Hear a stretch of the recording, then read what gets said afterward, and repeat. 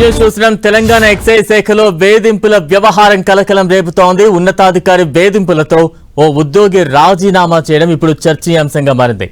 Excise commissioner వేధిస్తున్నాడంటూ Nizamabad excise deputy commissioner Somireddy రాజీనామా చేశారు.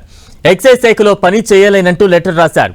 తనను వెధవా, ఈడియట్ అంటూ తిడుతున్నారని సోమిరెడ్డి ఆరోపిస్తున్నారు.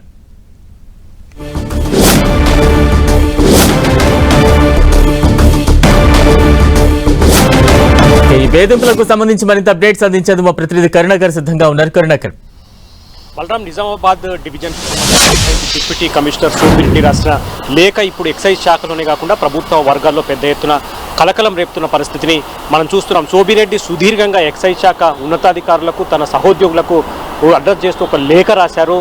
గత కొన్ని రోజులుగా తాను ఉన్నతాధికారుల నుంచి ఎదుర్కొంటున్న వేధింపులు, వారు తిడుతున్న తిట్లపై పెద్ద ఎత్తున ఆయన అసహనం వ్యక్తం చేసిన పరిస్థితిని మనం చూస్తున్నాం. 2 రోజుల క్రితం ఎక్సైజ్ శాఖలో పెద్ద ఎత్తున దాదాపు 1000 మంది పైగా కానిస్టేబుల్ను, హెడ్ కానిస్టేబుల్ను బదిలీ చేశారు. ఈ నేపథ్యంలో ఉన్నతాధికారులంతా కూడా ఆ బదిలీకి సంబంధించిన వ్యవహారాన్ని అంతా చూసుకుంటున్నారు. ఇటువంటి నేపథ్యంలో సోమిరెడ్డి కూడా ఈ వ్యవహారంపై పెద్ద ఎత్తున ఎక్సైజ్ చేసిన తర్వాత కమిషనర్కు ఈ నివేదిక ఇచ్చేందుకు వెళ్ళిన సందర్భంగా కమిషనర్ పెద్ద ఎత్తున తనను అవమానపరిచారని చెప్పి ఆయన ఆరోపిస్తున్నారు. గదిలో దాదాపు 10 నిమిషాల పాటు తనను వెధవా, ఈడియట్, ఎందుకు పనికిరావు, ఇటువంటి అసభ్యకరమైన పదాలు వాడుతూ వ్యక్తిత్వ హననానికి పాల్పడ్డారని చెప్పి ఆ గదిలో దాదాపు 4 ఉన్నతాధికారులతో పాటు ఇతర సిబ్బంది అంతా కూడా ఉన్నారని చెప్పి సోమిరెడ్డి లేఖలో పేర్కొనడం జరిగింది.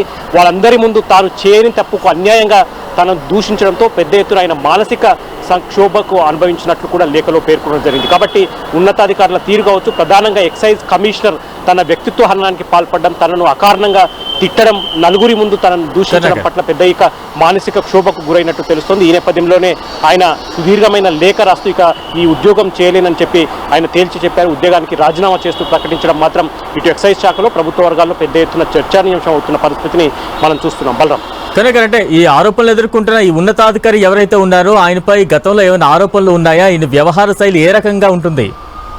ముందు నుంచి కూడా కమిషనర్, ఇప్పుడు ఎవరైతే డిప్యూటీ కమిషనర్ సోమిరెడ్డి ఆరోపణలు చేస్తున్నారో కమిషనర్ పైన ముందు నుంచి కూడా కొన్ని ఆరోపణలు ఉన్నాయి. ఎప్పుడు కూడా కింది స్థాయి ఉద్యోగులను ఆయన ఎప్పుడు కూడా పట్టించుకునే పరిస్థితి లేదు. కింది స్థాయి ఉద్యోగులపై ఆయన దురుసు ప్రవర్తన ఉంటుందని చెప్పి ముందు నుంచి కూడా ఉన్నారు. ఎక్సైజ్ మంత్రికి ఈ కమిషనర్ కూడా పెద్ద ఎత్తున విభేదాలు ఉన్నాయన్న చర్చ ఎక్సైజ్ శాఖలో ముందు నుంచి కూడా జరుగుతున్న పరిస్థితిని మనం చూస్తున్నాం. ఇటువంటి సమయంలో ఇప్పుడు కమిషనర్పై నేరుగా డిప్యూటీ కమిషనర్ స్థాయి అధికారి సోమిరెడ్డి నేరుగా ఆరోపణలు చేయడం, ఆయన దూషించడం వల్ల, ఆయన తిట్ల పురాణం వల్ల ఇక తాను ఉద్యోగాన్నే వదిలేస్తున్నానని చెప్పి ఆయన సుదీర్ఘ లేఖ రాయడం మాత్రం ఎక్సైజ్ శాఖలో, ప్రభుత్వ వర్గాల్లో కొంత ఆసక్తికర చర్చ జరుగుతుంది, కొంత కలకరం రేపుతున్న పరిస్థితిని మనం చూస్తున్నాం. సోమిరెడ్డి ఒక్కడే కాదు, ఎక్సైజ్ శాఖలో చాలా మంది ఈ కమిషనర్ కావచ్చు, లేకపోతే ఇతర ఉన్నతాధికారులు కింది స్థాయి ఉద్యోగులను ఈ విధంగానే దూషించడం, వ్యక్తిత్వ హననానికి పాల్పడడం, పెద్ద ఎత్తున మానసిక క్షోభకు గురవుతున్నామని చెప్పి చాలా మంది ఉద్యోగులు ఇప్పుడు సోమిరెడ్డి లేఖ తర్వాత ఒక్కొక్కరుగా బయటకు వస్తున్న పరిస్థితిని మనం చూస్తున్నాం. కాబట్టి సోమిరెడ్డి లేఖ ఆయన ఉద్యోగం ఇక చేయలేనని తేల్చి చెప్పి ఒక సుదీర్ఘమైన లేఖ రాశారు. కాబట్టి దీనిపై ఎక్సైజ్ కమిషనర్ కావచ్చు,